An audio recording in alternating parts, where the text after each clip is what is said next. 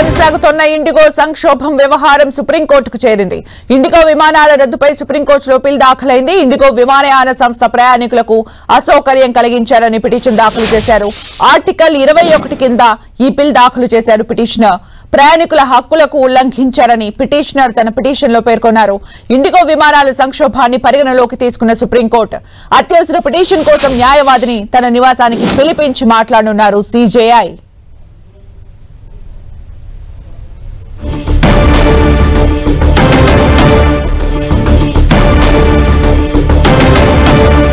దేశవ్యాప్తంగా కొనసాగుతున్న ఇండిగో సంక్షోభం వ్యవహారం సుప్రీంకోర్టుకు చేరింది.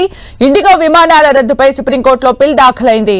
ఇండిగో విమానయాన సంస్థ ప్రయాణికులకు అసౌకర్యం కలిగించిందని పిటిషన్ దాఖలు చేశారు. ఆర్టికల్ 21 కింద ఈ పిల్ దాఖలు చేశారు పిటిషనర్.